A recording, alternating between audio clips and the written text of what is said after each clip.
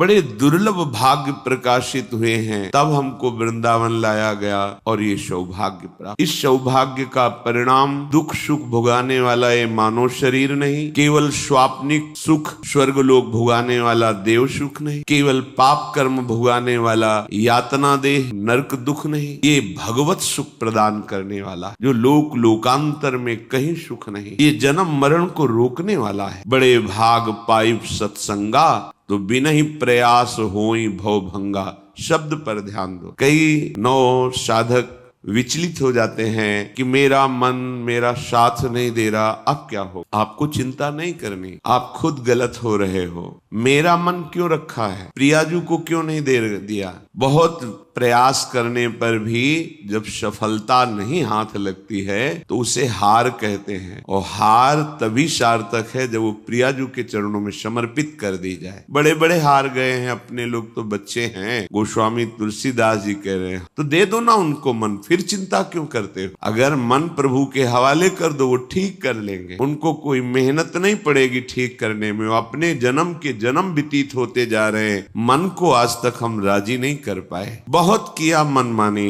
अब मन को हमारे गुरुदेव के वचनों के अनुसार चलना होगा। अब मन को शास्त्र सम्मत आचरण करने होंगे। आप थोड़ा मन से हटिए। मन में जो एक तदात्म भाव ले बैठे हो, यही तुम्हारी दुर्गति का कारण हो रहा है। तुम मन नहीं हो, तुम्हारा एक यंत्र है मन। तुम थोड़ा अलग हट करके देखिए, फिर ये डर जाएगा। आप तदात्म हो रहे हैं, इसीलिए आप इस पर विजय प्राप्त नहीं कर पा रहे। थोड़ा हटिए, हट करके निर्णय कीजिए। यदि ये गलत आचरण का हमें प्रेरणा सलाह दे रहा है, संकल्प बना रहा है, तो इसको विरोध में हो जाइए। नहीं मानना, ये कुछ नहीं कर पाएगा आपका। ये केवल जलाएगा किसको, अपने को, वो आपको नहीं। आप तक इसकी आंच नहीं पहुंच सकती। शास्त्र जिभ्याओं वाले भगवान शेष जी जिनका यश गान करते हैं, आप उन भगवान के अंश हैं। आपको एक काम आदि विकार स्पर्श न किए हैं, कभी न कर सकते हैं। ये मन पर हावी होते हैं, और मन को आपने अपना स्वरूप मान रखा है, इसलिए आपसे दुराचार बन जाता, पापाचार बन जाता है। यदि इस जन्म में परमानंद की अनुभूति करनी है, यज्ञार्थ माने होता है प्रभु के लिए कौन से कर्म करना।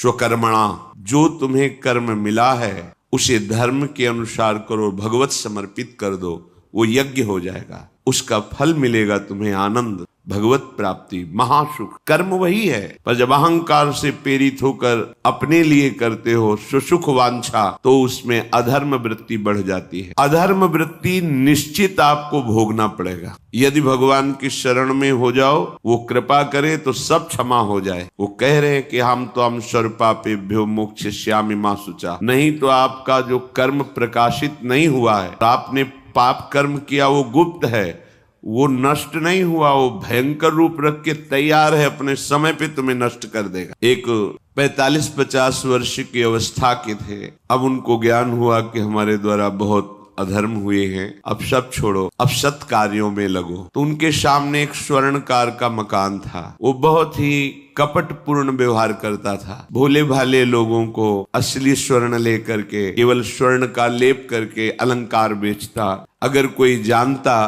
तो कुछ राज कर्मचारियों को अपने लेद के अधीन किए हुए था, और उसको कुछ नहीं होता। तो जो राज कर्मचारी उसके रहस्य को जानते थे, वो रात में ड्यूटी देते थे। उन लोगों ने सोचा कि इतना धन इसने इकट्ठा किया है, अगर हम इसको मार देते हैं और इसका स्वर्ण ले लेते हैं तो कोई रिपोर्ट करने वाला भी नहीं होगा और हम बहुत धनी हो जाएंगे। अधर्माचरण करने वाला कभी सुखी नहीं हो सकता। स्वर्णकार अधर्म आचरण कर रहा था, तो उसके अधर्म आचरण में सम्मिलित होने वाले राज कर्मचारियों ने उसे मार दिया। उसका स्वर्ण ले लिया, धन ले लिया, और उसे बॉक्स में बंद करके वो निकल ही रहे थे कि वो जो धर्म पे चलना ठाना था, उन्होंने देख लिया। बाहर निकले, उनका ये क्या है, अब वो तो फंस गए, क्योंकि बॉक्स में उसकी लाश थी और सब बैग झोला में स्वर्णाभूषण धन था। उन्होंने तुरंत उसको कहा, आवाज मत दीजिएगा, देखो हम तुम्हें हिस्सा दे देंगे। ये जो धन हमारे पास है, इसको हम 3 हिस्से में बांट लेंगे और इसको हम नष्ट कर देते हैं, कोई जानेगा नहीं। हम राज कर्मचारी हैं, किसी तरह का फसाव नहीं होगा। उन्होंने कहा ये मैं अधर्म का कार्य नहीं कर सकता, मैं तो अब हल्ला मचाऊंगा, सबको बुलाऊंगा और बताऊंगा कि तुमने इसकी हत्या की है और इसका धन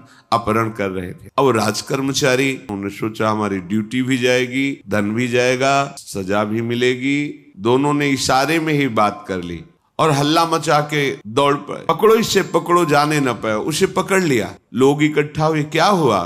देखो ये धन अपहरण करके जा रहा था, इसकी हत्या कर दी। तो हम लोग गश्त लगा रहे थे तो हमें शंका हुई, आए तो देखा ये पकड़ा गया, जो धर्म से चल रहा था उसको पकड़ लिया। अब तो प्रमाण, राजकर्मचारी खुद गवाही देने के लिए तैयार, उसे बंद किया गया, मुकदमा हुआ। वो बार बार जज के सामने यही कहता था, जिसकी कसम खवाओ हम कसम खा लेते हैं, हमने बिल्कुल ये कार्य नहीं किया, ये लोग ये कार्य कर रहे थे, हमने इनको रोका तो इन्होंने मुझे साझेदारी के लिए, पर मैंने वो स्वीकार नहीं किया तो फिर इन्होंने ऐसा किया। पर उसकी कौन बात माने? मुकदमा लंबा खिंचा, उसे जेल में रखा गया। हर बार आके वो यही प्रार्थना करता, कई वर्ष तक चलता रहता मुकदमा, जेल का उसे बड़ा कष्ट भोगना पड़ता। वो विचार करता कि मैं अगर हिस्सा ले लेता तो बच जाता, लेकिन धर्म से चल रहा था तो देखो मुझे कष्ट भोगना पड़ा। मुझे लगता है भगवान के दरबार में न्याय नहीं है, धर्म रक्षा नहीं करता, ऐसा लगता है। एक दिन आया और रो करके यही बात कही जज के सामने कि मुझे लगता है भगवान नहीं है, क्योंकि मैं बार बार सत्य को साक्षी करके कहता हूं कि मैंने ये कर्म नहीं किया और मुझे दंड दिया जा रहा है, मुझे क्लेश दिया जा रहा है धर्म से चलने के कारण। अगर मैं सम्मिलित हो जाता तो मुझे तीसरा हिस्सा मिलता और बिल्कुल बात शांत होती। ये क्या धर्म है, कहाँ भगवान है? जज ने इस पर गौर किया। कई वर्ष वो जेल भोगता रहा, मुकदमा चलता रहा।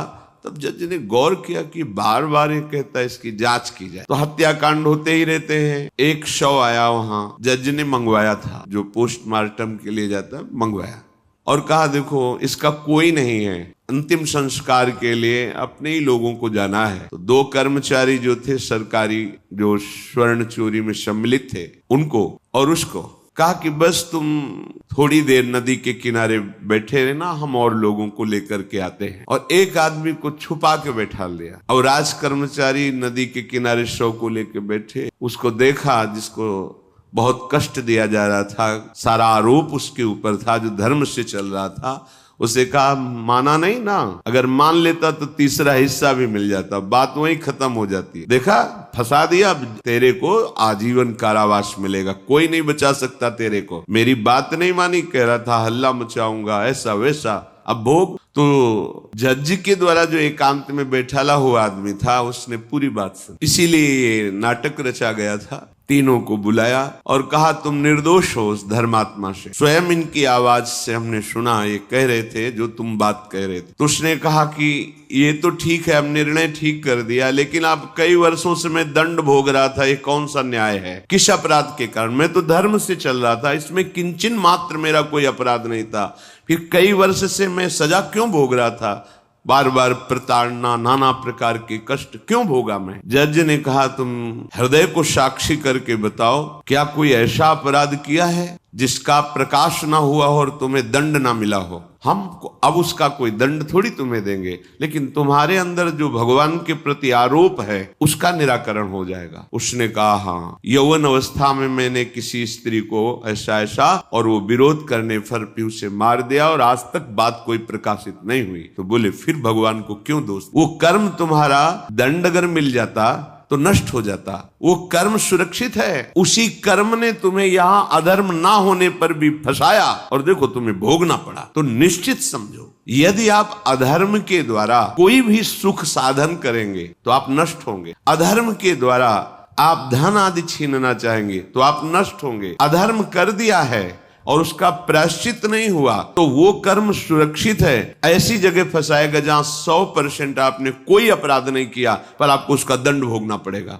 फिर आपको लगेगा कि न्याय में अन्याय हो रहा है, कोई भगवान नहीं है। देखो मैंने बिल्कुल कसम खा के कहता हूं पाप नहीं किया, पर ये पाप का जो आरोप लगा वो पूर्व पाप आकर के तुम्हें दंडित कर रहा है। अब इस कर्म विधान को ये बहिर्मुख लोग क्या जानते हैं? तभी कहते हैं अरे कहां भगवान, कैसे भगवान? आज तुम धर्म से चल रहे हो लेकिन कल तुमने जो कर्म किया तो तुम शरणागत होकर भजन के द्वारा उसको नष्ट नहीं किया ना, तो सुरक्षित है। अवश्य में भोक्तव्यम कृतम कर्म शुभाशुभ। इसलिए श्री भगवान आदेश कर रहे हैं, मुक्त हो जाओगे, न काम तुम्हें अधीन कर पाएगा, न पाप अधीन कर पाएगा, परमानंद में डूब जाओगे। केवल प्रभु के लिए कर्म करो। ये अगरबत्ती, धूप बत्ती, आरती, पूजा प्रभु को अपना नहीं माना तो ये थोड़ा शुभ कर्म बन गया, बस। ये तुम्हारा प्रायश्चित नहीं होगा। जो तुमने अधर्माचरण के अगरबत्ती धूप बत्ती से खत्म होने वाले नहीं है, उनके लिए तुम्हें नाम जप, नाम कीर्तन करना पड़ेगा। समस्त पापों का नाश करने में समर्थ है।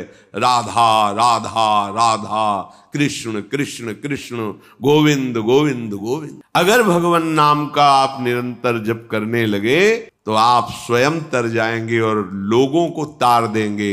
जो भी कर्म कर रहे हो वो भगवान के लिए भावना करो, उस कर्म को भगवान को समर्पित करो, तो तुमसे पापाचरण नहीं होगा। जो पापाचरण हो गए हैं 10 मिनट केवल बैठ करके अपने घर में ही ताली बजा के मंजीरा लेकर के, इसे नाटक मत समझो, आडंबर मत समझो। नहीं, जो आडंबर और नाटक किए हैं ना, वो जब अपना नाटक फैलाएंगे तो तुम उस नाटक से निकल नहीं पाओगे। माया का नाटक है भगवान नाम कीर्तन। ये जो लोग कहते हैं ना कि भगवान तो हृदय में बैठे, दिखावे की क्या जरूरत है। अगर इतना बोध हो चुका है भगवान हृदय में बैठे, तब तो आप सिद्ध हो गए। केवल वाणी से बोल रहे हो, मनमानी आचरण कर रहे हो, दुर्गति को प्राप्त हो रहे हो।